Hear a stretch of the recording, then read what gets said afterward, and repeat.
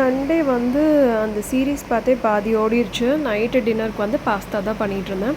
So carrot, garlic, அதுக்கப்புறம் தக்காளி இது 3 வச்சு ப்ரெஷர் குக் பண்ணிவிட்டு எனக்கு ஒரு காஃபி போட்டு குடிச்சிட்டு அது ஆறுற வரைக்கும் அதை குடிச்சிட்ருந்தேன். அதுக்கப்புறம் யூஸ்வலாக கேஷ்யூ தான் வந்து போடுவேன் பாஸ்தாவுக்கு.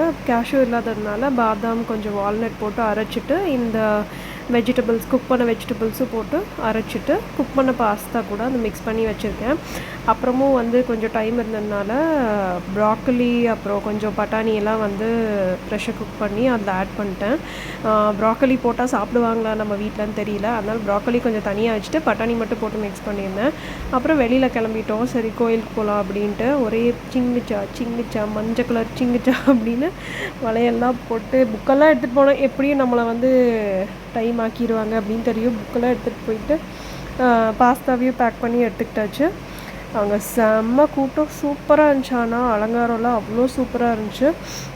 அப்படியே ஆசையாக இருக்குது. திருவிழானாலே கோயம்புத்தூரில் எந்த பக்கம் திரும்பினாலும் ஒரே திருவிழா கோலமாக இருக்குது. எங்கள் ஸ்ட்ரீட் மாரியம்மன் கோயில்லையும் திருவிழா, இங்கே தண்டு மாரியம்மன் கோயில்லையும் திருவிழா. ஒரே ஜாலியாக இருக்குது பார்த்தாலே. அப்படியே ஆசையாக இருக்குது அங்கேயே உட்காந்துக்கணும் அப்படின்னு. லைட்டெல்லாம் வந்து செம்மையாக பண்ணியிருந்தாங்க.